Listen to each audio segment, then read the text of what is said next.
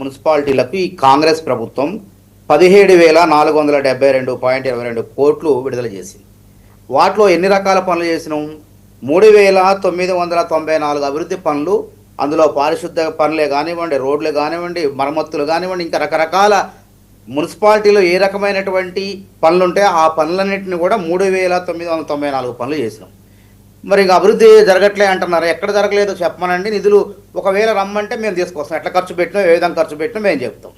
ఆయన ఇవన్నీ ఆడలేక మధ్యలో ఓడు 10 ఏళ్ళు అధికారం ఇస్తారు. నిధులన్నీ పంచాయతీ నిధుల్ని డైవర్ట్ చేశారు, మున్సిపాలిటీ నిధుల్ని డైవర్ట్ చేశారు, పక్కదారి పట్టించారు.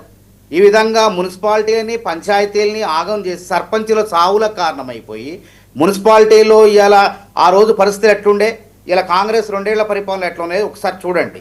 కాబట్టి ఇంకా 540 కోట్ల నిధులు కేంద్ర ప్రభుత్వం నుంచి రావాలి. మనకి పాత బకాయిలు ఉన్నాయి. కాబట్టి మార్చిలోపు ఎన్నికలు జరిగి ఫలితాలు వచ్చి పాలక మండళ్ళు కొలువైతే 540 కోట్లు కూడా వస్తాయి.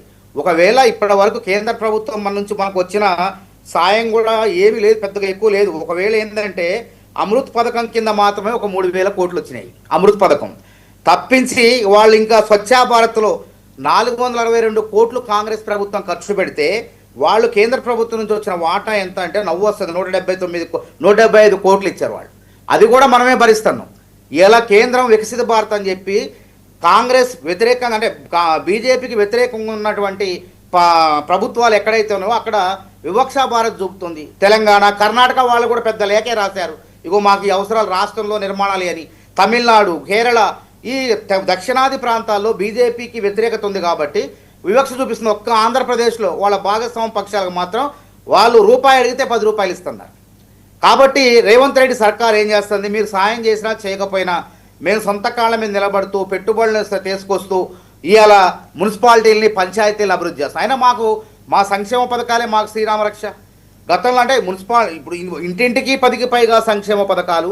ఇక పక్కా 10 ఏళ్ళు రేవంత్ సర్కార్ అని చెప్పి పంచాయతీల్లో ప్రజలు కాంగ్రెస్ ప్రభుత్వాన్ని, రేవంత్ రెడ్డి ముఖ్యమంత్రి సర్కార్ని ఆశీర్వదించారు.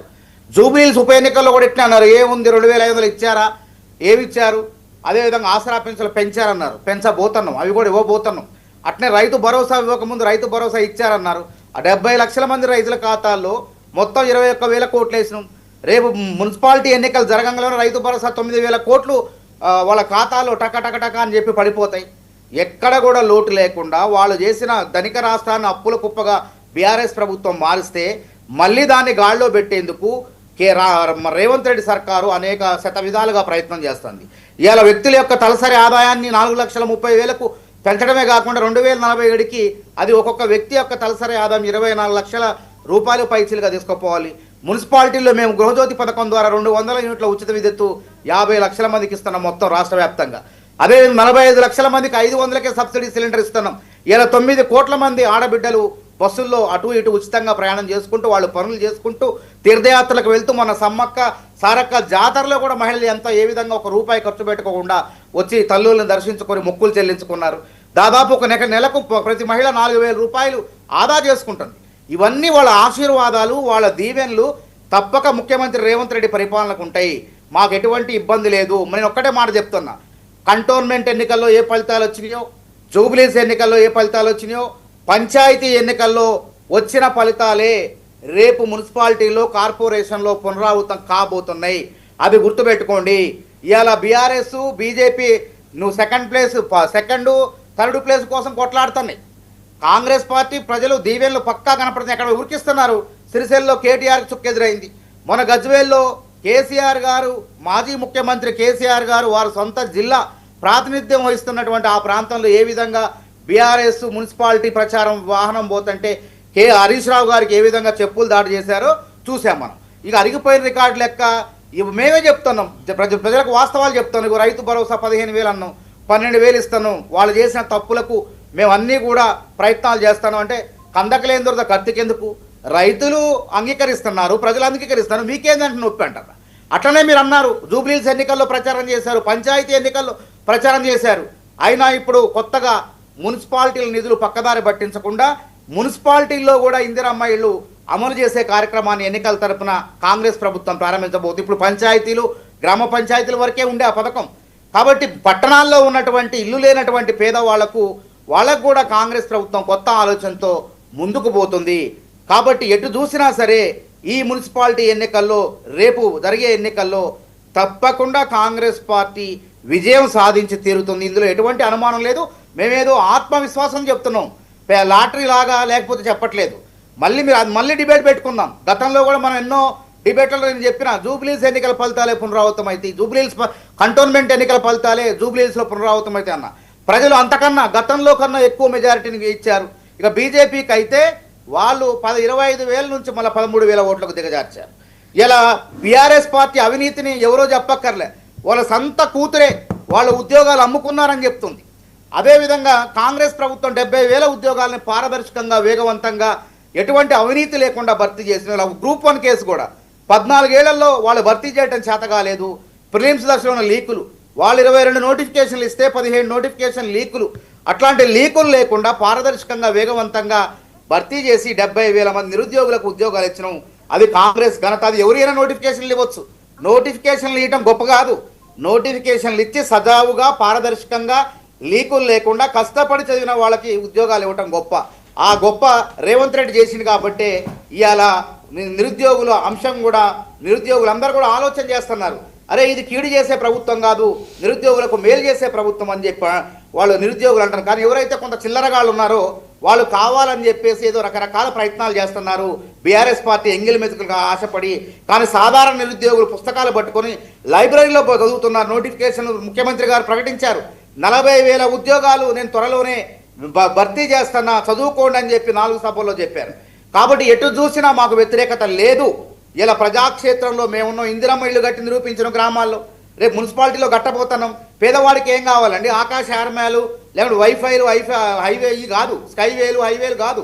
పేదవాడికి గూడు కావాలి. ఇందిరమ్మ ఇళ్ల రూపంలో గూడు నిర్మించడం, ఉదాహరణ ఇచ్చడం, పట్టణ ప్రజల హృదయాలను ఆకర్షించడం. అదేవిధంగా ఇలా 3,10,00,000 మందికి రేషన్ కార్డులు, ఇలా తెల్ల రేషన్ కార్డులు ఇచ్చినాం. గత ప్రభుత్వం ఒక రేషన్ కార్డు కూడా ఇవ్వలేదు. అట్లాగే ఇలా జూబ్లీ హిల్స్, బంజారా హిల్స్లో శ్రీమంతులు ఏ అన్నం తింటున్నారో ఇలా సామాన్యులు, మధ్యతరగతి ప్రజలు సన్నబియ్యం తినుకుంటూ ముద్దకి రేవంత్ రెడ్డి దేవుడు అని చెప్పి తలుచుకుంటున్న తరుణంలో మరి ఇక మేము ఏ విధంగా కాంగ్రెస్ ప్రభుత్వం ఈ ఎన్నికల్లో మరి వెనక్కి వెళ్తుందో ఒకసారి ఆలోచించండి. కాబట్టి 100కు 100% కాంగ్రెస్ ప్రభుత్వాన్ని రకరకాలుగా ఇబ్బంది పెట్టి వాళ్ళు ఏదో రకాల కుట్రలు చేసి అధికారంలోకి వచ్చిన దగ్గర నుంచి కూల్చాలని చూసిన ఆలోచన చేసిన ఎన్నికల్లో ప్రజలు మాత్రం నిలబెడుతూ కాంగ్రెస్ ప్రభుత్వ పరిపాలనకు ఆమోదం తెలుపుతున్నారు. కాబట్టి ఇది రేవంత్ రెడ్డి గారు చెప్తున్నారు, ఇది ఇప్పుడే పోయే ప్రభుత్వం కాదు. ఇంకా అదే అంటున్నా, ఇంటింటికి 10కి పైగా సంక్షేమ పథకాలు, ఇక పక్కా 10 ఏళ్ళు ముఖ్యమంత్రి రేవంత్ రెడ్డి సర్కారు, కాంగ్రెస్ ప్రభుత్వం అని రేవంత్ రెడ్డి గారు చెప్తున్నాడు. ఇటు ప్రజలు చెప్పే మాటలే మేము చెప్తున్నాం, మేమేం కొత్తగా ఏం చెప్పట్లేదు. కాబట్టి ఎవరు ఎన్ని రకాల కుట్రలు చేసినా, ప్రయత్నాలు చేసినా అవన్నీ గాల్లో కొట్టకపోతాయి. వాస్తవంగా అభివృద్ధి అనేది పేద ప్రజల గుండెల్లో చేరుకుని ఉంది ఈరోజు. కాబట్టి మాయమాట ప్రభుత్వం కాదు, ఇది మోసం చేసే ప్రభుత్వం కాదు. డబల్ బెడ్రూమ్ ఇల్లు కడతానే ప్రజలకు వాళ్ళ ఆకాశయారమాలు కట్టే ఆఫీసులు, వాళ్ళ కార్యాలయాలు, పార్టీ కార్యాలయాలు ఏ విధంగా కట్టుకున్నారో మనం చూసినాం. అదేవిధంగా హైకోర్టులు కూడా అక్షంతలు వేసినాయి. మొన్న మన నల్గొండలో పార్టీ కార్యాలయం అక్రమంగా కట్టారని చెప్పి హైకోర్టే కూల్చేయమని చెప్పింది. ఈ విధంగా గతంలో గోడకు చెవులుండేవి అని మనం అనుకునేవాళ్ళం, కానీ ఇలా మంది ఫోన్లకు కూడా చెవులు ఉన్నాయని చెప్పేసి నిరూపించినటువంటి అగ్రగణ్యులు వాళ్ళ యొక్క పరిపాలన అనేది ప్రజల మొత్తం కూడా అర్థమైపోద్ది. అన్ని రకాల విచారణలు జరుగుతున్నాయి. అదేవిధంగా కాళేశ్వరంలో అవినీతి అన్న దాన్ని బీజేపీ వాళ్ళకి అప్పచెప్పినాం. కాబట్టి బీజేపీ వాళ్ళకి అసలు అవకాశం కూడా లేదు. అసలు వాళ్ళకి ఎందుకు ఓట్లు వేయాలి బీజేపీ వాళ్ళకి చెప్పండి. ఇలా రైల్వే బడ్జెట్ తీసుకుందాం, 10,134 కోట్లు ఆంధ్రప్రదేశ్, తెలంగాణకు 5,600, 6,000 కోట్లు ఇచ్చారు. అంటే ఇక్కడ వివక్ష ఉంది. గతంలో రైల్వే బడ్జెట్లో 4,700 కోట్లు మనకైతే 9,700 కోట్లు ఆంధ్రకు. అదేవిధంగా విశాఖ స్టీల్కు 3,000 కోట్లు ఇస్తారు, పోలవరానికి 5,000 కోట్లు ఇస్తారు. మన పాలమూరు రంగారెడ్డికి ఇవ్వరా? విజయవాడ, విశాఖపట్నం మెట్రోకి వాళ్ళు 20,000 కోట్లు మంజూరు చేస్తారు. హైదరాబాద్లో మెట్రో విస్తరణకు డిపిఆర్లు పెట్టి నిధులు ఇవ్వమంటే చేతులు ఎత్తేస్తారు. ఇది వాళ్ళ వివక్షత. అదేవిధంగా గిరిజన విశ్వవిద్యాలయం తెలంగాణలో ఇంతవరకు తరగతులే ప్రారంభం కాలేదు. ఆంధ్రాలో 2 బ్యాచ్లు బయటకు పోయినాయి, అది విభజన చట్టంలో ఉన్నది. కాబట్టి 8 మంది ఎంపీలు, 2 కేంద్ర మంత్రులు, 8 మంది ఎమ్మెల్యేలు ఉన్నా సరే తెలంగాణకు అడుగడుగున జరుగుతుంది. వెనుకబడిన జిల్లాలకు ఆర్థిక సాయం చేయాలని విభజన చట్టంలో ఉంది. ఇప్పటికి 2,000 కోట్లు బకాయిలు కేంద్ర ప్రభుత్వం నుంచి తెలంగాణ ఉన్నది. మనం చెల్లించే పన్నులు వాళ్ళు ఏదో అంటున్నారు 33,000 కోట్లు ఇచ్చినది గొప్ప కాదు, అన్ని రాష్ట్రాలకు ఇస్తున్నాం. బీహార్ రూపాయి చెల్లిస్తే బీహార్కి 10 రూపాయలు ఇస్తున్నారు, ఉత్తరప్రదేశ్ రూపాయి చెల్లిస్తే 7 రూపాయలు వాళ్ళకి ఇస్తున్నారు. మొన్న మనకిచ్చిన బడ్జెట్లో మనం చెల్లించిన పనులలోంచి మనకు 2.271%, ఆంధ్రప్రదేశ్కి 4.7%. ఇది ఎక్కడ వివక్ష? అందుకే ఇది వివక్షిత భారత కాదు, ఇది ముమ్మాటికి వివక్ష భారత కాదు. వాళ్ళకు ఓట్లు ఎవరు వేయరు. ఇది ఆత్మనిర్భర భారత కాదు, ఇది ఆత్మ దుర్భర భారత్ చేస్తున్నారు వీళ్ళు. కావాలని చెప్పి కొద్ది మందికే లాభాపేక్ష కోసమే ఈ ప్రభుత్వాలు, బీజేపీ ప్రభుత్వం పనిచేస్తుంది. కాబట్టి తెలంగాణలో బీజేపీ వాళ్ళకు కూడా ఓట్లు వెయ్యరు కాక వెయ్యరు. Okay, thank you. మానవతరాయ్ గారు, ఒకసారి బీజేపీ నాయకులు ఉన్నారు, ఆయన MLA contested cantonment doctor Vamsha Tilak గారు, ఆయనతో కూడా మాట్లాడదాం. డాక్టర్ వంశా తిలక్ గారు. సార్ నమస్కారం. నమస్తే. నమస్తే. 99 టీవీ ప్రేక్షకులకు మరియు చేసినటువంటి ప్యానెల్ మెంబర్స్ అందరికీ కూడా నమస్కారం. మానవతారాయ్ గారు చాలా చక్కగా పేపర్ మీద ఉన్నటువంటి అభివృద్ధిని బట్టి బాగా చెప్పారు. అభివృద్ధి కార్యక్రమానికి పరిమితమైంది కానీ ప్రజల వరకు చేరుకోలేదు. ప్రజల గుండెల్లో ఎంతుందో చెప్పుకోవచ్చు. ఇందాక డబుల్ బెడ్రూమ్ అన్నారు, మా కంటోన్మెంట్ గురించే చెప్తాను. గత ప్రభుత్వం ఏర్పాటు చేసిన డబుల్ బెడ్రూమ్లు శాంక్షన్ చేసి వాళ్ళకి రిలీజ్ చేయడానికి ఇప్పటిదాకా అతి గతికి లేదు. కొత్త ఇందిరమ్మ ఇల్లు దేవుడేరు శాంక్షన్ చేసి హ్యాండ్ ఓవర్ చేయడానికి అతి గతి లేదు. ప్రజలు విసిగి వేసారిపోయి తాళాలు బద్దలు కొట్టి లోపల పోయి అందులో ఉంటే మళ్ళీ పోలీసులు పెట్టి ఎంఆర్ఓలను పెట్టి వాళ్ళందరినీ బయటికి లాగి పంపించడం జరిగింది. ఎంఆర్ఓ ప్రతి 15 రోజులకు రావాలి, వచ్చి మేము మళ్ళీ సర్వే చేస్తున్నాం. ఒక సర్వే కాదు, ఒక 15 సర్వేలు చేసినారు. మొన్న ఈటెల రాజేందర్ గారు, నేను, మన కొంతం దీపిక గారు అందరం కలిసి అక్కడ డబుల్ బెడ్రూమ్ కి ధర్నా చేశాం. దీనికి ఏమైనా సమాధానం ఉందా చెప్పండి. బీఆర్ఎస్ వాడు మరి డబుల్ బెడ్రూమ్ కట్టించారు, వాళ్ళు కట్టించారు కదా అనుకుంటే వాళ్ళ దాంట్లో అవకతవకలు జరిగి వాళ్ళ పార్టీల వాళ్ళే ధర్నాలు చేయడం జరిగింది, బీఆర్ఎస్ పార్టీ వాళ్ళే. ఇది కంటోన్మెంట్ చరిత్ర, నాకు తెలిసినటువంటి అక్కడ ఉన్నటువంటి చరిత్ర. మరి మనం రోడ్ల మీదకి వెళ్దాం, ఎంతవరకు అభివృద్ధి ఉంది? ఎన్ని చెత్త కుప్పలు తీశారు, కంపు కొడుతుంది. కనీసం మీరు ఏమన్నా దోమల మంది ఎక్కడైనా చేస్తున్నారా? అది ఎక్కడా లేదు. ఎక్కడ ఉందండి? మీరు కేంద్ర ప్రభుత్వం దగ్గర నుంచి ఇప్పుడు రైల్వే బడ్జెట్ ఇంత అని చెప్పారు, సికింద్రాబాద్ స్టేషన్ ఇంత అద్భుతంగా అది గొప్పగా తీర్చిదిద్దబడుతుందో కనిపించడం లేదా? మీ కళ్ళకు కనిపించడం లేదా? అట్లాగే మీరు ఎన్ని రైల్వే స్టేషన్స్ అద్భుతంగా ఇనాగ్రేషన్ చేసి అవి ప్రజల చేత వాడబడుతున్నాయి, మీకు కనిపించడం లేదా? అభివృద్ధి అంటే అది ప్రజలకు కనిపించే అభివృద్ధి, ప్రజలు వాడుకునే అభివృద్ధి. మీరు చేసినటువంటి హామీల్లో 420 హామీల్లో ఏదైనా మీరేమన్నా చేశారా? ఇప్పటి వరకు తులం బంగారం ఇచ్చారా? ఎక్కడ ఇస్తారండి? మూసీ నది దగ్గర అందరూ మీడియా వాళ్ళందరూ చూపించారు, రేవంత్ రెడ్డి ఫోటో పెట్టుకున్న ఇల్లుని కూర్చేస్తే ఆమె ఏడుస్తూ వాళ్ళు అడిగారు, పత్రికా వాళ్ళందరూ విలేకరులు, ఇదేందనమ్మంటే మేము కాంగ్రెస్ వాళ్ళం సార్, మా ఇల్లే కూర్చేస్తున్నారు, మేము రేవంత్ రెడ్డి అభిమానం అని. ఆర్ఆర్ ట్యాక్స్ కమిషన్ కాంగ్రెస్ నడుస్తుంది, మొత్తం కమిషన్ కాంగ్రెస్ ఇక్కడ జరిగేదంతా. ఆర్ఆర్ ట్యాక్స్ ఇక్కడ నుంచి వస్తున్న ఆదాయం మొత్తం ఢిల్లీకి. ఈ పలుమార్లు మా రేవంత్ రెడ్డి గారు పోతున్నారు అక్కడికి. ఆ పోతున్న దాంట్లో ఏం జరుగుతుంది? రేవంత్ రెడ్డి గారు మూటలు సూట్ కేసులు పట్టుకుపోయి అక్కడ సమర్పించుకునేటువంటి పరిస్థితి. ఇది మీరు మొహబ్బత్ కా దుకాన్ అంటారు, కానీ మరి మా నరేంద్ర మోదీ ఖబర్ ఖుదేగా అంటారు. ఎక్కడ అండి ప్రజలు మీ లోపలైతే విసిగి వేసారిపోయి ఏమన్నా మీ నాయకుల పట్ల ఏమన్నా గౌరవం ఉందా? మీ పట్ల ఏమన్నా గౌరవం ఉందా? మీరు ఏమన్నా గమనించండి ఒకసారి. ఒక్కొక్క ఎన్ని స్టూడెంట్స్ కి మీరేమన్నా డిక్లేర్ చేశారా? వాళ్ళు డబ్బులు ఇస్తున్నారా? దశల వారీగా ఎలక్షన్ వస్తే గుర్తొస్తాయి, ఎలక్షన్ వస్తే అప్పుడు డబ్బులు ఇస్తారు. ఎలక్షన్ ముందు అదేం మాట్లాడు. జాబ్ క్యాలెండర్ రిలీజ్ చేయండి సార్. కనీసము మీరు ఏదో ఉద్యోగాల గురించి మాట్లాడుతున్నారు, గత నోటిఫికేషన్, జాబ్ క్యాలెండర్ రిలీజ్ చేయండి. కంటోన్మెంట్ లో అద్భుతంగా మా రేవంత్ రెడ్డి గారు, శ్రీ గణేష్ గారు చాలా గొప్ప మీటింగ్ పెట్టారు. ఏంటి? Digital health card. Digital health card కొరకు ఎవరన్నా అప్లికేషన్ ఇనాగ్రేషన్ కోసం మీటింగ్ పెడతారండి? ఇప్పటి వరకు డిజిటల్ హెల్త్ కార్డు అతిగతి లేదు. అప్లికేషన్ కొరకు అప్లికేషన్ రిలీజ్ చేసి ఎవరన్నా హెల్త్ కార్డు తయారైన తర్వాత దాని బెనిఫిట్స్ వచ్చిన తర్వాత బెనిఫిషరీని పిలిచి వాళ్ళకు అందజేస్తూ మీటింగ్ పెడతారు. మానవతరాయ్ గారి దగ్గర ఏమన్నా ఉందా? కంటోన్మెంట్కి రాండి సార్, మీరు ఏమన్నా చేశారు? అక్కడ డిజిటల్ హెల్త్ కార్డు ఎక్కడ ఉంది? మీ తులం బంగారం ఎక్కడ ఉంది? మున్సిపాలిటీల గురించి ఇచ్చినటువంటి కంటోన్మెంట్ లో వాటర్ స్కేర్సిటీ,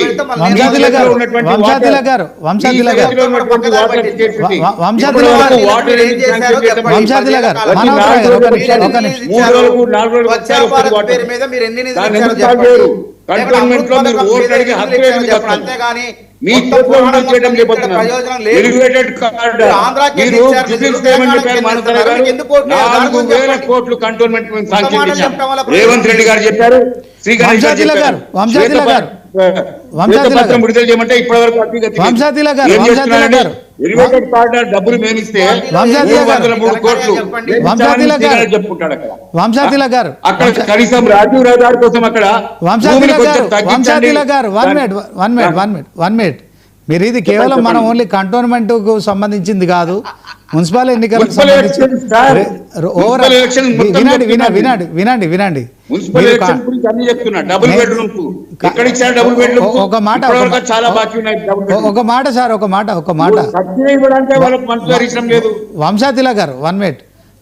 ఇది మున్సిపల్ ఎన్నికలకు సంబంధించి ఇంకొక 24 గంటల్లో ప్రచారం క్లోజ్ అయిపోతుంది. రేపు 5 గంటల వరకు ఎక్కడ మైకులు షట్ డౌన్ కావాలి. 11వ తేదీన ఎన్నికలు జరగబోతున్నాయి. తెలంగాణ రాష్ట్రంలో కాంగ్రెస్ ప్రభుత్వం అధికారం ఉంది. వాళ్ళు ఏం చేసిరో చెప్తున్నారు. అదే క్రమంలో బీజేపీకి అసలు ఓటు అడగడానికి నైతిక హక్కు లేదని కూడా చెప్తున్నారు. దాని గురించి మాట్లాడండి సార్. మీరు ఓన్లీ కంటోన్మెంట్ పరిధిలో మాట్లాడితే ఈ డిబేట్ అవుతుంది. కంటోన్మెంట్ గురించి కాదు మనం మాట్లాడేది. మీరు ఒక కంటెస్టెడ్ ఎమ్మెల్యేగా రాష్ట్ర రాజకీయాల్లో ఏమన్నా అభివృద్ధి చేశారా? డబుల్ బెడ్రూమ్ ఎన్ని కట్టారో చెప్పండి. ఏ కాన్స్టిట్యూన్స్ లో ఎన్ని కట్టారో చెప్పమని చెప్పండి. ఇందిరమ్మ ఇల్లు ఎన్ని కట్టారో చెప్పమని చెప్పండి. ఎక్కడ ఎంతమందికి శాంక్షన్ చేశారో చెప్పమని చెప్పండి. జాబ్ క్యాలెండర్ ఎంతమందికి ఇచ్చారో చెప్పమని చెప్పండి. గత నోటిఫికేషన్ జాబ్స్ ఇచ్చి మీరు ఇచ్చినాం అనుకుంటే ఎట్లా కుదురుతుంది సార్? వంశాతిల గారు 1 మినిట్ మీరు మానవతరాయ్ గారు. ఇప్పుడు మేము 2 ఏళ్లలో 17,475 కోట్లు 3,994 పనులకు ఖర్చు పెట్టిన మున్సిపాలిటీలో రాష్ట్ర వ్యాప్తంగా కార్పొరేషన్ అని చెప్పిన. మరి ఆయన లెక్కలతో రావాలి కదా. మరి తిలక్ గారు విద్యావేత్తనే కదా. బీజేపీ ఈ పథకం నుంచి ఇంత ఇచ్చింది. నేనే చెప్తే 3,000 కోట్లు వచ్చిన అమృత్ పథకం నుంచి. తర్వాత స్వచ్ఛ భారత్ నుంచి 479 కోట్లు ఖర్చు అయితే అందులో ప్రధాన వాటా వాళ్ళు ఇచ్చింది 175 కోట్లే అని నేను చెప్తిని. నువ్వు అంతకన్నా నెక్స్ట్ చెప్పరాదు. అవన్నీ చెప్పకుండా ఉత్తుత్త కంటోన్మెంట్ గురించి మాట్లాడటం వల్ల ప్రయోజనం ఏముంది? ఇంకోసారి కంటోన్మెంట్ మొత్తం పరిస్థితి అర్బన్ ప్లేసెస్ అన్ని పరిస్థితి మోసం అండ కదా. రైల్వే స్టేషన్ కనిపించడం లేదా? సికింద్రాబాద్ స్టేషన్ అది వ్యాఖ్యలను ఉపసంహరించుకోవాలి. ఆధారం ఉంటే బయట పెట్టండి. ఉత్తుత్తగా వచ్చి మాట్లాడటం కాదు. ఢిల్లీకి ఎప్పుడు మూట మోసారు? ఏ ఫ్లైట్ లో పోయి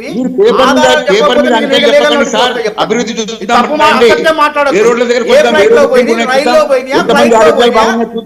జాబ్ క్యాలెండర్ ఎంతమంది జాబ్స్ ఇచ్చారు చూద్దాం. ఎక్కడ మాట్లాడుతున్నారు మీరు?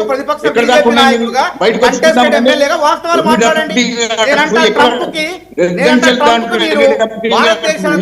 మున్సిపాలిటీ అంటే క్లీన్లీనెస్ ఎక్కడ స్వచ్ఛంగా ఉంది చెప్పండి.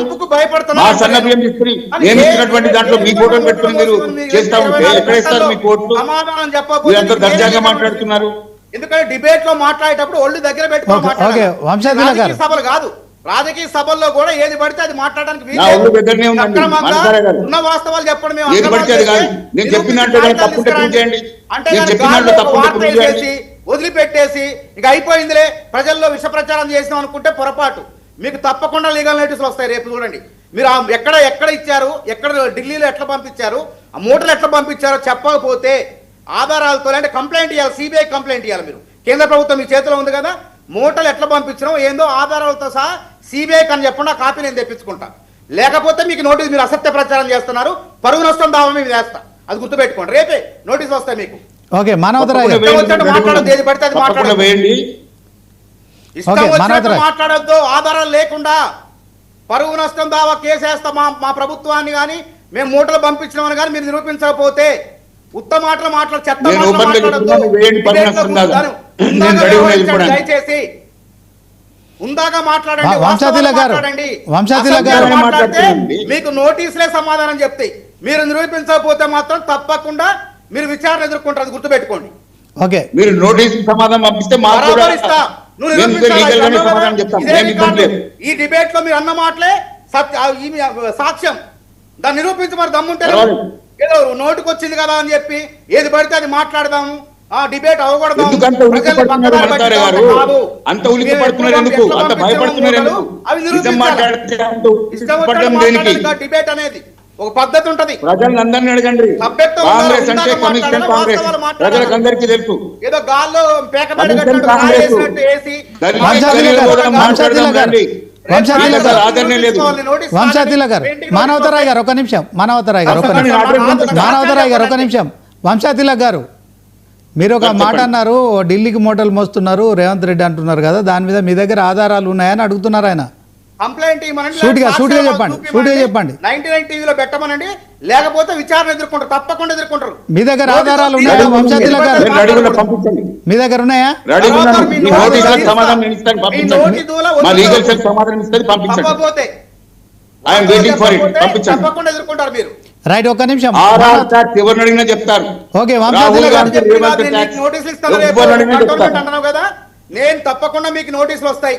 మీరు వివరణ పంపించండి, నా ఇవ్వకపోతే, అడ్రస్ లో వాస్తవాలు పంపిస్తా, చెప్పకపోతే శ్రీనివాస్ గారికి విచారణ పంపిస్తాను, అక్కడి నుంచి మీరు కలెక్ట్ చేసుకోండి అంటారు. రైట్ ఓకే ఒక నిమిషం మానవతరాయ్ గారు మానవతరాయ్ గారు వచ్చేటప్పుడు మానవతరాయ్ గారు వన్ మినిట్ ఆరోపణలు చేసుకోవటం. ఓకే మానవతరాయ్ గారు ఎవ్రీథింగ్ లైవ్ లో రికార్డ్ అయి ఉంటుంది నో ప్రాబ్లం నేను అదే ఒకసారి తప్పకుండా నేను ఇస్తా, బరాబర్ పోతే వాటికి. ఓకే విజయనారాయణ గారు విజయనారాయణ గారు చెప్పండి ఎట్లా జరుగుతుంది మొత్తానికైతే ఫెయిర్ అండ్ ట్రాన్స్పరెంట్ పద్ధతిలో జరుగుతున్నాయా తెలంగాణ మున్సిపల్ ఎన్నికలు ప్రచారం కావచ్చు మరి ఒకరిపై ఒకరు ఈ మధ్య కాలంలో కొంత మరి రేవంత్ ఉద్దీన్ అని చెప్పి బీజేపీ వాళ్ళంటే కలకుంట్ల కిషన్ రెడ్డి అని చెప్పి రేవంత్ రెడ్డి కూడా ఎదురు దాడి చేస్తున్నారు సో ఇది ఒక కొత్త ప్రచారం అయితే కనిపిస్తుంది దీని పట్ల ఓవరాల్గా మున్సిపాలిటీలో మరి బీఆర్ఎస్ కావచ్చు బీజేపీ కావచ్చు కాంగ్రెస్ ఈ మూడు పార్టీలకు సంబంధించిన ప్రచారం ఎట్లా కొనసాగుతోంది ప్రజల అభిప్రాయాలు ఎట్లున్నాయి సీనియర్ జర్నలిస్ట్గా చెప్పండి ప్రచారం మున్సిపల్ ఎలక్షన్కి సంబంధించినటువంటి ప్రచారంలో అధికార పార్టీ బీజేపీ అదేవిధంగా బీఆర్ఎస్కి సంబంధించినటువంటి ముఖ్యంగా అధికార పార్టీకి సంబంధించినటువంటిది ఏంటి ఇన్ని డెవలప్ చేసినటువంటి కార్యక్రమాలు ఉన్నాయని చెప్తున్నారు ఈ 2 సంవత్సరాల కాలంలో ఇంత అవి చెప్పుకొని ప్రజలను కన్విన్స్ చేసుకొని ప్రజల నుంచి మరింత పాజిటివ్ ఓటు తీసుకోవాల్సినటువంటి బాధ్యత ఉంటుంది కానీ అవి చెప్పుకోకుండా స్వయంగా ముఖ్యమంత్రి గారు ఫస్ట్ స్టార్ట్ చేసినటువంటిది బూతులు స్టార్ట్ చేశారు బూతులతోనే ఎన్నికల ప్రచారం చేస్తున్నటువంటి అక్కడనే తెలిసిపోతుంది బూతులు మాట్లాడడం తిట్టడం స్టార్ట్ చేసినటువంటి నేపథ్యంలోనే ఇష్యూని డైవర్ట్ చేయడానికి వీళ్ళు చేసిన అభివృద్ధి కార్యక్రమాలు సంక్షేమానికి సంబంధించినటువంటి దాని మీద ప్రజలు కన్విన్స్ అవ్వరు అనే ఒక నమ్మకం ఉన్నట్టు కొడుతుంది అందుకే బూతులతోటే మొదలుపెట్టి ఇష్యూస్ డైవర్ట్ చేయడానికి మొదలయ్యారు ఆ తర్వాత బీజేపీకి సంబంధించినటువంటి వాళ్ళు బీజేపీకి సంబంధించినటువంటి చూసుకున్నట్లయితే వీళ్ళు ఏమన్నారు ఆర్ఆర్ ట్యాక్స్ అన్నారు ఆర్ఆర్ ట్యాక్స్ ఈ ఆర్ఆర్ ట్యాక్స్ విషయం మోడీ కూడా వచ్చి అన్నారు అమిత్ షా అన్నారు మరి ఆర్ఆర్ ట్యాక్స్ విషయం వీళ్ళు అంటున్నప్పుడు ఢిల్లీలోనే అన్నప్పుడు వీళ్ళే విచారణ చేసి తేల్చాల్సినటువంటి బాధ్యత కేంద్రంలో ఉన్నది కదా అది చేయలేదు అది ఇంకేంటి మేము కేంద్రం నుంచి ఇన్ని నిధులు ఇచ్చినామని చెప్పుకొని కూడా అడుగుతలేరు ఎంతసేపటికి రాజకీయ పరమైనటువంటి వీళ్ళ కేసీఆర్ మీద అదేవిధంగా కిషన్ రెడ్డికి సంబంధించినటువంటి రేవంత్ రెడ్డికి సంబంధించినటువంటి అంశం మీదనే బీజేపీ మాట్లాడుతున్నారు తప్ప వాళ్ళు కేంద్రం నుంచి వివక్షత లేకుండా మేము ఇచ్చినాము అనేది ఎక్కడా చెప్తలేరు ఇప్పుడు కాంగ్రెస్ ఏంది మొన్నటి వరకు రేవంత్ రెడ్డి నేను 65 సార్లు ఢిల్లీకి పోయినా కేంద్రం చాలా సహకరిస్తుంది అనేక సందర్భాల్లో కేంద్రాన్ని పోయినట్టు నేను ఇన్నిసార్లు పోతా రాష్ట్ర ప్రయోజనాల కోసమే పోతున్నా అని అన్నటువంటి విషయం పోతే మరి ఇప్పుడు ఈ రోజు ఎలక్షన్ ఎందుకు అంటున్నారు ఏం సహకరిస్తలేదు అనేది ఇంతకుముందు అని మొదటి నుంచి కేంద్రం అసలు ఏమి ఇస్తలేదు వివక్షత చూపిస్తుంది అంటే బాగుండేది బడేబాయ్ చోటేబాయ్ అనుకుంటా చెప్తూ కేంద్రం బాగానే ఉంది ఇక్కడ కిషన్ రెడ్డి అడ్డుకుంటున్నాడు ఒక కిషన్ రెడ్డిని అన్నారు తప్ప కేంద్రం ఇస్తుంది కిషన్ రెడ్డి అడ్డుకుంటున్నాడని విపన్యాసం చేసినటువంటిది అనేక సందర్భాల్లో చెప్పినటువంటి అంశం ఉన్నది అంటే మీరు మోడీతో 65 సార్లు బీజేపీ ముఖ్యమంత్రి కానీ కాంగ్రెస్ ఏ ముఖ్యమంత్రి కానీ 65 సార్లు ఢిల్లీకి పోయినటువంటి చరిత్ర ఈ భారతదేశంలో లేదు పోయి మోడీని కలిసినటువంటి మరి వీళ్ళు ఆర్ఆర్ ట్యాక్స్ మూటలు పంపుతున్నామని ఇందాక అన్నారు కదా మరి ఆర్ఆర్ ట్యాక్స్ తీసుకుపోయి కాంగ్రెస్ తో పాటు మోడీకి కూడా మూటలు ఇచ్చిండా అది కూడా తేలాలి విచారణ ఇల్లే చేసుకోవాలి మూటలు మోడీ అమిత్ షా కూడా తీసుకుంటురా లేదా మోడీ అమిత్ షా చుట్టూ ఉన్నటువంటి వాళ్ళు బ్యాగులు తీసుకుంటురా బ్యాగులు తీసుకొని పోయినటువంటి వ్యక్తి అంటున్నారు వీళ్ళే నితిన్ నవీన్ కూడా అదే అన్నాడు వచ్చి పార్టీ కొత్తగా అధ్యక్షుడయ్యి కొత్తగా ఫస్ట్ టైం తెలంగాణ రావడమే ఎలక్షన్ ప్రచారం నితిన్ నవీన్ గారు వచ్చినటువంటి తెలంగాణకు వచ్చి ఈ రకమైనటువంటి మాటే మాట్లాడారు మొత్తం మీద తెలంగాణ పట్ల వివక్షత కేంద్రం చూపిస్తుంది అనేది 100కు 1000% రైట్ ఈడ మొత్తం నీళ్ళ కానించి నీళ్ళ దోపిడీ, అదేవిధంగా మనకు వసూలవుతున్నటువంటి పన్నులకు సంబంధించినటువంటి దోపిడీ, రాజకీయ దోపిడీ. రాజకీయంగా 8 సీట్లు ఇచ్చినా ఒక్కరు ఏం మాట్లాడతలేరు బీజేపీకి సంబంధించినటువంటిది. మొత్తం చంద్రబాబు పాట. ఆంధ్రాకు నీళ్ళ హక్కులు ఇవ్వడం, ఆంధ్రాకు మొత్తం చంద్రబాబు బ్లాక్ మెయిల్ చేస్తున్నటువంటి నేపథ్యంలో నిధులు ఇవ్వడం, ఆయన ఒక్కటి చెప్పగానే 2 పనులు చేయడం, ఇవన్నీ అవుతుంది. ఇక్కడ 8 మంది ఎంపీలు ఉన్నా ఏం చేయలేనటువంటి సిచ్యువేషన్ ఉంది. మిగతా కాంగ్రెస్ వాళ్ళు ఏమన్నా ప్రశ్నిస్తున్నారా అంటే దేశంలో ప్రశ్నించలేనటువంటి సిచ్యువేషన్ బాగా చేస్తున్నాడు. ముఖ్యమంత్రి గారు సర్టిఫికెట్లు ఇస్తారు, 1-2 సార్లు సర్టిఫికెట్లు ఇచ్చినటువంటి సిచ్యువేషన్ ఉంది. ఎలక్షన్ వచ్చినప్పుడు తిట్టడం, ఎలక్షన్ వచ్చినప్పుడు బూతులు కూడా, ఈ బూతులకు సంబంధించినటువంటిది ఇట్లాంటి బూతులు అన్పార్లమెంటరీ పదాలు వాడడము ఎంతవరకు సంబంధించి ఎంతవరకు అయిపోయింది. ఇప్పుడు ముఖ్యమంత్రి గారు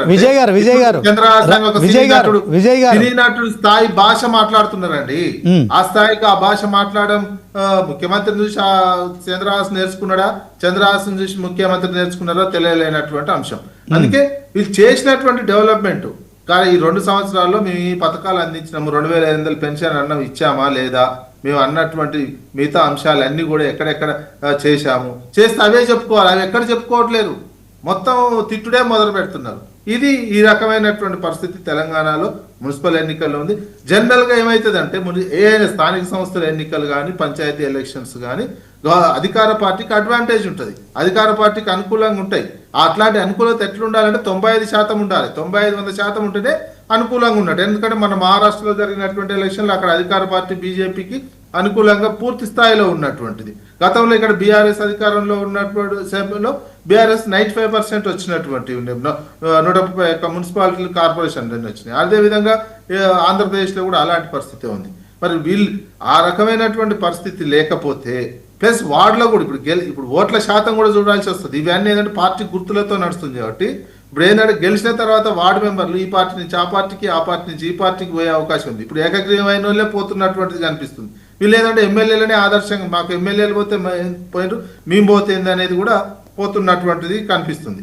అంటే ఇందులో ఈ ఎలక్షన్లో చూసుకోవాల్సింది ఏంటంటే ఓట్ల సంఖ్య చూసుకోవాలి, ఓట్ల శాతం చూసుకోవాలి. గెలిచినటువంటి అభ్యర్థులు చైర్మన్లు చూసుకోవడానికి వీలుండదు. చైర్మన్లు ఏంటంటే మొత్తం తక్కువ మంది గెలిచినా కానీ ఎలక్షన్లు అయినాక మేనేజ్ చేసి తీసుకుపోతున్నటువంటి సిచ్యువేషన్ ఉన్నది. అందుకే ఓట్ల సంఖ్య ఎంత వచ్చింది, ఓట్ల పర్సెంటేజీ, గెలుపు ఎంత తేడాతో ఓడిపోయారు, ఎంత తేడాతో గెలిచిర్రు అనేది మనం విశ్లేషణ చేసుకోవాల్సినటువంటి పరిస్థితి ఈ ఎన్నికల్లో ఉంది. ఓట్లు అయిన తర్వాత అట్లాంటి విశ్లేషణ చేసుకోవాల్సినటువంటి ప్రభుత్వానికి కూడా అడ్వాంటేజెస్ ఉంటాయి. రైట్, థ్యాంక్ యూ విజయనారాయణ గారు. ఒకసారి రామ్మోహన్ గారితో మాట్లాడదాం, పొలిటికల్ అనలిస్ట్గా. ఆయన ఏం చెప్తారు మరి? రామ్మోహన్ గారు చెప్పండి. మొత్తానికైతే మా మున్సిపల్ ఎన్నికలకు సంబంధించి మరొక కొన్ని గంటల సమయం మాత్రమే మిగిలి ఉంది. సో మొత్తానికి మరొకసారి కూడా కాంగ్రెస్, బీఆర్ఎస్, బీజేపీ అంటే ఇప్పుడు కొంత పేర్లతో కూడా విమర్శలు చేసుకునే పరిస్థితి. అంటే రాజకీయ నాయకులు ఎన్నికలు వచ్చినప్పుడు వాళ్ళు ఏదైనా మాట్లాడతారో అది మనకు మొదటి నుంచి తెలిసిందే.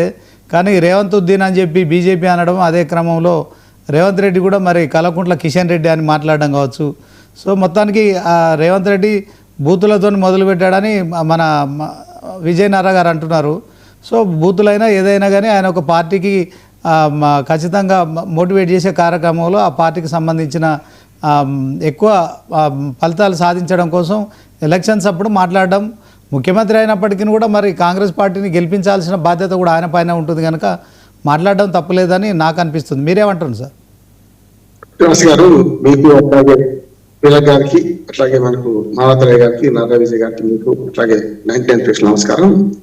మీరు అందరు పెయిన్ రూపంలో తెలియదు నాకు, కానీ మానవతరాయ్ గారు ఏమైనా పోతే ఖమ్మం జిల్లాకి వెళ్ళినాము. నేనైతే ప్రతిరోజు ఒక జిల్లా గిరికి వస్తున్నాను, ఎన్నికల నిఘా వేదిక తరఫున చూస్తున్నాను. ఏ ఏజెండా, ఏ ఎన్నిక ఆ ఏజెండా దుర్మార్గంగా కూడా దాన్ని వాళ్ళ చెప్పులో మనకు కాలు పెట్టవద్దు, కానీ దుర్మార్గంగా బూతులు తిట్టుకోవడం, జాతిపీత, బూతుపీత, ఇవన్నీ దుర్మార్గం. ఏంటంటే ఆడలేక మధ్యలో కూడా అంటాను, అంటే వీళ్ళు చేయలేని పని. తిలక్ గారితో 2 నిమిషాలు ఏకీభవిస్తారు. సరే, వాళ్ళ రాజకీయ విమర్శలు పక్కన పెట్టి నోటీసులు పంపిణీ చేసుకొని, కానీ వాళ్ళిద్దరు కానీ నేనేమంటున్నానంటే అన్నం ఉడికిందా లేదా మెతుకు పట్టి చూసి తెలుస్తుంది కదా. వాళ్ళు అదే చెప్పారు, కంటోన్మెంట్ అయితే మొత్తం 116 మున్సిపాలిటీ ఉన్నది అంతా ఆయన చెప్పారంటున్నాను. నేను వాళ్ళు డబుల్ బెడ్రూమ్ ఇల్లు కట్టిన వాడికి పంచడానికి ఏమి చేతులు ఎందుకు వస్తారేమని అడుగుతున్నాను. ప్రతి ఊళ్ళో ఉన్నాయండి, ప్రతి ఊళ్ళో డబుల్ బెడ్రూమ్ ఇల్లు కొన్నో 50 100 కట్టింది కదా, వాటిని ఇప్పటిదాకా 2 ఏళ్ళకి ఎందుకు పంచలేదు? పెన్షన్లు నేనేమంటున్నానంటే ప్రభుత్వ వ్యతిరేకత ఉన్నది, కానీ వీళ్ళిద్దరు కొట్టుకోవడం వల్ల ఈ చీలిపోయి ఏమవుతున్నాయి అంటే అయితే బీజేపీ చీల్చుకున్న ఓట్లతో కాంగ్రెస్ బీఆర్ఎస్ నష్టపోతుంది, బీఆర్ఎస్ చీల్చుకున్న ఓట్లు బీజేపీ నష్టపోతుంది. 40% ఓట్లతోనే కాంగ్రెస్ పార్టీ గెలుస్తుంది. ఆనాడే 2023లో అదే జరిగింది, 2024లో కంటోన్మెంట్ ఎన్నికల వారి అభ్యర్థి కదా వాళ్ళకి తెలుసు. అది అప్పుడు అట్లా జరిగింది. మొన్న జూబ్లీహిల్స్ ఎన్నికలు జరిగింది. ఇప్పుడు కూడా మున్సిపాలిటీ అది జరుగుతుంది. ఇంతకుముందు జనరల్ గా ఏమైంది అంటే ఏదైనా స్థానిక ప్రభుత్వాల ఎన్నికల్లో కాంగ్రెస్ పార్టీ మన ఏది అధికారం ఉంటే ఆ పార్టీకి అడ్వాంటేజ్ ఉంటుంది. కానీ నేను ఈ 3 పార్టీలు అడుగుతుంది ఏంటంటే, ఒక బీజేపీ నిన్న మేనిఫెస్టో రిలీజ్ చేసింది, మంచి వచ్చాడు. స్టేట్ లెవెల్ మేనిఫెస్టో ఎందుకు రిలీజ్ చేస్తలేదు కాంగ్రెస్ కానీ బీఆర్ఎస్ కానీ అడుగుతున్నాను నేను. ఇప్పుడు ఎన్నికల్లో ఏం మాట్లాడాలి?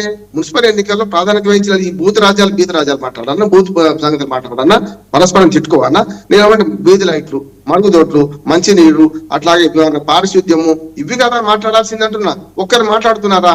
మాట్లాడితే మన నోట్ కంపు పెట్టుకొని మాట్లాడుతున్నారు ఓడి మీద ఓడి, కానీ అసలు ఇది మాట్లాడుతున్నారా అంటున్నారు. ఇంకో మాట చెప్తాను, నేను వరుసగా 6 జిల్లాలు తిరిగాను. అక్కడ నేను గమనించింది ఏంటంటే, ఇప్పుడు స్థానిక ప్రభుత్వం ఎన్నిక మోడీ ఎందుకు, రాహుల్ గాంధీ ఎందుకు, రేవంత్ రెడ్డి ఎందుకు, వీళ్ళందరూ ఎందుకు అంటున్నాను నేను. స్థానిక ప్రభుత్వాల ఎన్నికల వల్ల ఏం చేయాలి? మా ఊరికి ఏం కావాలని ప్రజలు అడగాలి కదా. ప్రజలు అడుగుతున్నారు మహానుభావు ఇది కావాలని. దీని మీద ఎజెండా అనేది మీకు అంటున్నాను. మీరు తిట్టుకోవడం చేస్తున్నారంటే అందరు ప్రజలు మోసపుస్తున్నారు, ప్రజలను ఆగం చేస్తున్నారు అంటున్నాడు. జిలేబీకి చక్కెర ఇది, జిలేబీకి చక్కెర పడొద్దు ప్రజలు అంటున్నాడు. మేము 2 ప్రచారం చేస్తున్నాం. ఏ పార్టీ రహిత ఎన్నికలు కాదు, పార్టీ రహిత ఎన్నికల్లోనేమో ఏ తోటలో ఇన్నా మాదే దూడ అని అన్నారు. కానీ ఎప్పుడు కూడా ఇంతకుముందు విజయ్ గారు చెప్పినట్టు ఈ స్థానిక ప్రభుత్వాల ఎన్నికల్లో పరోక్ష ఎన్నికలు కనుక ఏది మళ్ళీ మున్సిపల్ చైర్మన్లను మేయర్లను పరోక్షంగా ఎన్నుకుంటారు కనుక ఎన్టీ రామారావు ఉన్నప్పుడు మంచి పని చేసిండు. మంచిగా చూడు జిల్లా పరిషత్ దాకా డైరెక్ట్ ఎలక్షన్స్ పెట్టిండు. ఈ డ్రామా సాగలే. ఇప్పుడు వార్డు మెంబర్లు ఉన్నారు విజయ్ గారు. ఇప్పుడు పోయిటో చెప్తాను నేను, కాంగ్రెస్ పార్టీకి అడ్వాంటేజ్ అంటే 1, 2, 3 మళ్ళీ సేమ్ ఇట్లే వస్తుంది. నేను రాసి పెట్టుకొని రిజల్ట్ వచ్చినా చెప్తున్నాను. కాంగ్రెస్ పార్టీ ఫస్ట్ ఉంటుంది, సెకండ్, థర్డ్ వరుసగా బీఆర్ఎస్ బీజేపీ ఉంటుంది. బీజేపీకి గ్రామ పంచాయతీ కంటే మున్సిపాలిటీలో ఎక్కువ విలువ ఉన్నాయి. ఖచ్చితంగా ఒక 30% వరకు వాళ్ళు మన మున్సిపాలిటీలో బలం కలిగి ఉన్నారు, కాదంటలేదు. 5% అటు ఇటుగా బీఆర్ఎస్ ఉంటుంది. కానీ 40% ఎక్కువ కాంగ్రెస్ పార్టీ ఉంటుంది. దానికి కారణం ఏంటంటే, మోసం చేసినా ఇంకొక 3 ఏళ్ళు వీళ్ళే అధికారంలో ఉంటారని ప్రజలు నమ్ముతున్నారు. సమస్య అది. ఇప్పుడు కూడా అడ్వాంటేజ్ ఏంటంటే, మోసం చేసినా సరే, హామీలు ఇవ్వకపోయినా సరే, పెడతానంటే ఆశ, కొడతానంటే మన భయం ఒకటి ఉంటది కదా శ్రీనివాస్ గారు. ఇప్పుడు 3 ఏళ్ళు వాడే ఉంటారు, అనవసరం ఎందుకు పెట్టుకుందాం ఇప్పుడు అని అనుకుంటా. రెండో అడ్వాంటేజ్ కాంగ్రెస్ పార్టీకి వాళ్ళ అధికార పార్టీకి ఉన్నది ఏంటంటే, ఈ పరోక్ష ఎన్నికలు. మేము ఎలక్షన్ కమిషన్ డిమాండ్ చేస్తున్నాం, లేఖ కూడా ఇచ్చినాం మేము. ఇప్పుడు ఏమైందంటే 4గురికి ఓటు హక్కు ఉంటుంది.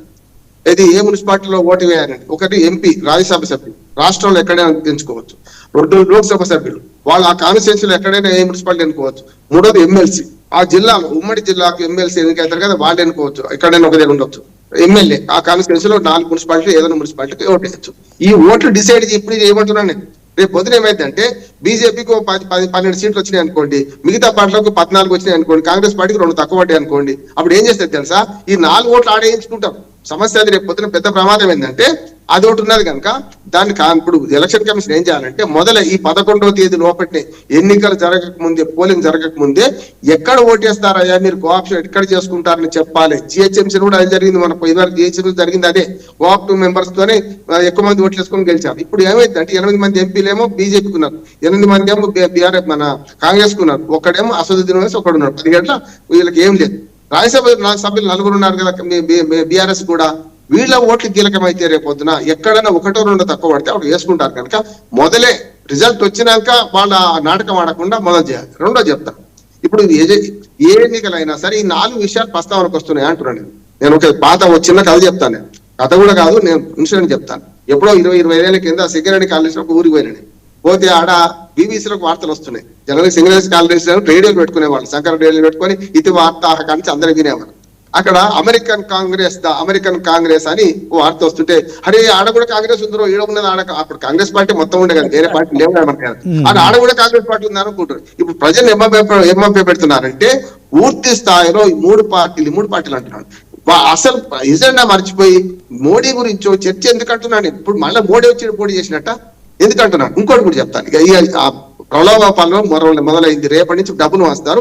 4-5 రోజులు చెప్తున్నాను. ఒక 3000 వార్డు ఓటర్లు ఉన్న వార్డు అండి. ఇప్పటికీ 3 అభ్యర్థులు. గమ్మత్ ఏంటంటే 3 సమానంగా పోటీ చేస్తున్నారు. ఏం తక్కువ. కాంగ్రెస్ పార్టీ కొన్ని చోట్ల తక్కువ చేస్తుంది, ఎందుకంటే మనకు సిపిఐ కొన్ని ఇచ్చింది కనుక సీట్లు 1-2 తక్కువ చేస్తుంది. 3 కూడా సమానంగా చేస్తుంది కదా. ఇప్పుడు జరుగుతుంది ఏంటంటే, ఒక 3000 ఓట్లున్న వార్డులో 1000 మంది తీసుకోరు, ఒక 2000 మంది. రోజుకు 5 క్వింటాల చికెన్లు 3